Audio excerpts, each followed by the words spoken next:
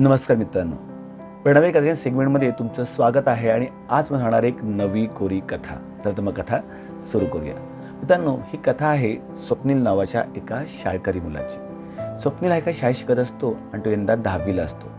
वडिलांचं निधन लहानपणी झालेलं असतं. घरी तो आणि लहान बहीण असा तिघांचा परिवार असतो. आता स्वप्नील 10वीला असल्यामुळे बोर्डाची परीक्षा देणार असतो आणि त्याची बोर्डाची फी भरायची वेळ आलेली असते. तर स्वप्नील हुशार असतो आणि खेळातही चांगला प्रावीण्य मिळालेला व्यक्ती असतो. परंतु आता बोर्डाची परीक्षा द्यायची कशी, कारण फी भरायला पैसे नाहीत. मग काय करायचं, हा त्याच्यासमोर एक प्रश्न उभा राहतो. एक दिवस स्वप्नील आपल्या वर्गात शांत बसलेला असतो. सर्व मित्र जमा होतात. त्याला विचारतात, अरे स्वप्नील, काय झालं, तू एवढं शांत का? स्वप्नीलला सगळं सांगतो. फी भरायची समस्या उभी राहिलेली आहे असंही म्हणतो. मित्र काही विचार करतात. ते म्हणतात, अरे स्वप्नील, तू काळजी करू नकोस, आम्ही आहोत ना, आम्ही काहीतरी नक्की करू. मग सगळे मित्र जेव्हा आपल्या सरांना भेटतात, हे सर सर्व शाळेमध्ये मुलांचे प्रिय सर असतात. आणि मग सरांना ते मुलांचा प्रॉब्लेम सांगतात स्वप्नीलचा.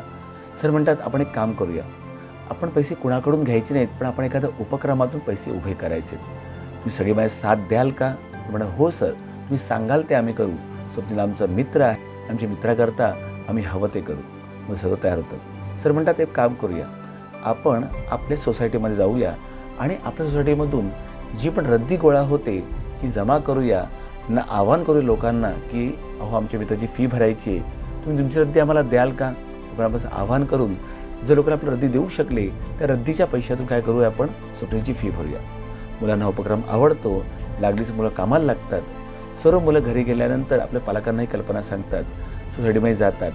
प्रत्येक विद्यार्थी आपल्या सोसायटीमध्ये लोकांना भेटतो, रद्दीच्या उपक्रमाची माहिती देतात आणि मग त्या उपक्रम मिळणाऱ्या पैशाचा उपयोग कुठे होणार आहे हेही सांगतात. लोकांनाही एवढी इवलिशी मुलं आपल्या घरी येऊन रद्दी जमा करतात आणि त्याची मदत करतात, हे सर्व पाहून लोकांना सुद्धा खूप आनंद वाटतो. हळूहळू रद्दी जमा होऊ लागते आणि मग एके दिवशी मुलं रद्दी घेऊन शाळेमध्ये येतात आणि सगळी रद्दी एका व्यक्तीला, एका रद्दीवाल्याला विकतात.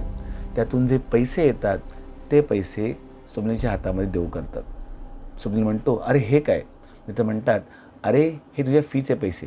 स्वप्नील म्हणतो, नको नको, मला तुमचे पैसे नको.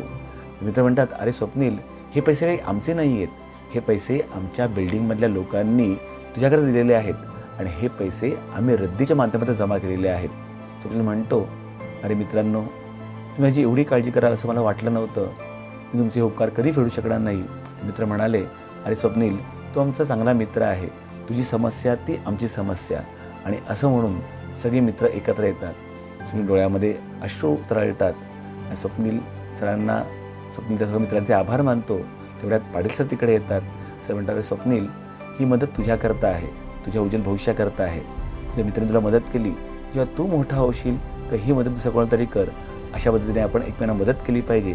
आणि हा जो मदतीचा ओघ आहे, हा एका व्यक्तीवर दुसऱ्या व्यक्तीकडे पोहोचला पाहिजे, तरच व्यक्तीला मदत होऊ शकते. स्वप्नील, तू हुशार आहेस, नक्कीच या परिषदेचं, आपल्या शाळेचं, आपल्या समाजाचं आणि आपल्या शहराचं नाव मोठं करशील अशी आम्हाला आशा आहे.